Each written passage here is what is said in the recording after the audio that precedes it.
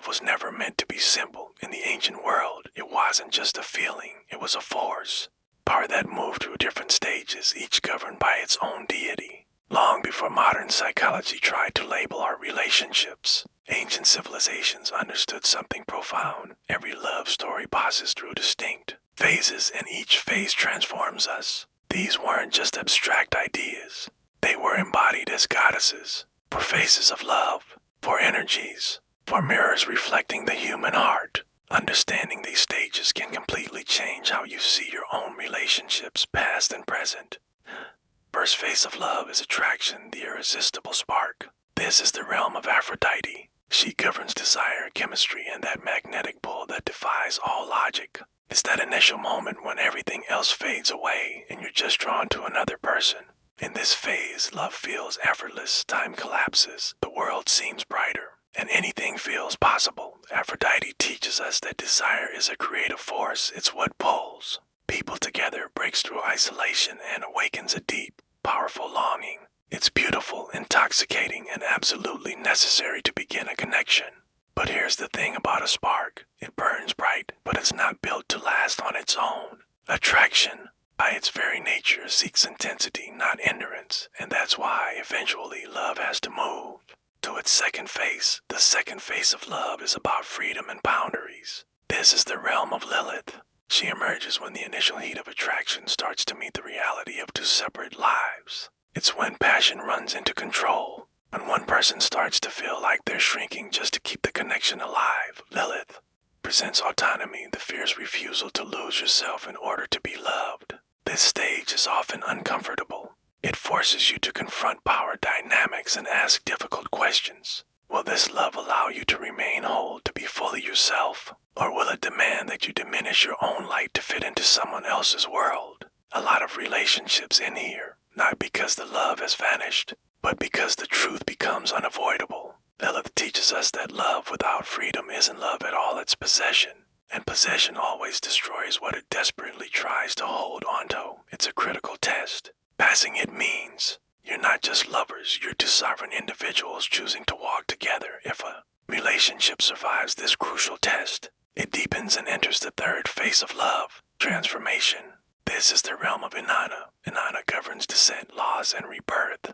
She appears when the shiny, perfect illusion of the relationship inevitably collapses. This is the stage where love is tested by a real crisis, a major misunderstanding, a betrayal, profound loss, or just the slow, painful grind of disillusionment. The old, idealized version of the relationship has to die, and often, the old version of ourselves must die right along with it. Inanna teaches a hard but vital lesson. Love cannot evolve without sacrifice. It requires deep vulnerability and the courage to enter the places we fear most, both in ourselves and in our partner. This stage is not gentle. It can feel like you're in the dark with no map, but it is absolutely necessary, because what survives this kind of transformation becomes real. It's no longer built on fantasy, but on the solid ground of shared struggle and survival. And from that fertile ground, love can finally reach its fourth and final phase, devotion and restoration.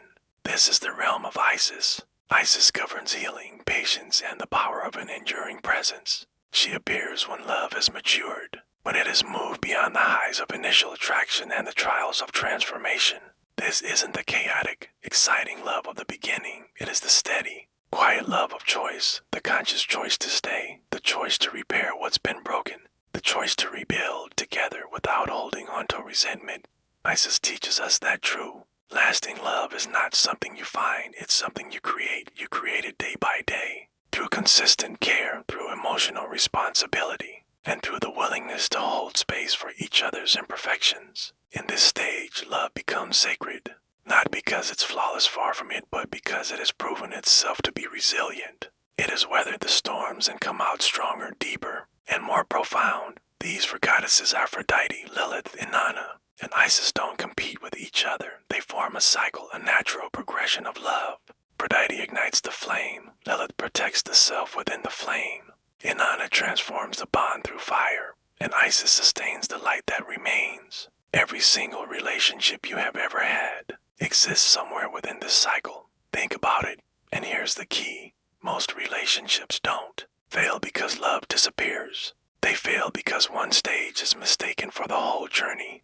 We mistake Aphrodite's initial desire for lifelong commitment. We mistake Lilith's need for freedom as a sign of detachment or a lack of caring. We see Inanna's painful transformation as a total failure, a sign that we should just give up. Ancient wisdom reminds us that love is not a straight line, it's an initiation.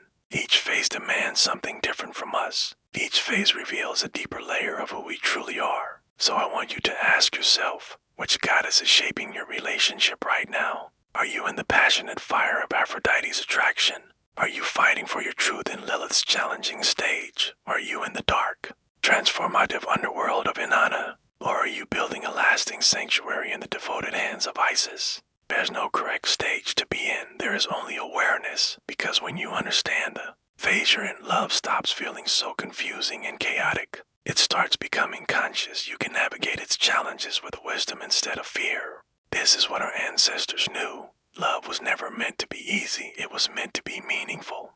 This wisdom resonated with something deep inside you. That was no coincidence. It means you're ready to see love for what it truly is. Follow this channel to continue the journey, because some knowledge only reveals itself to those who are truly ready to understand. Thanks for watching.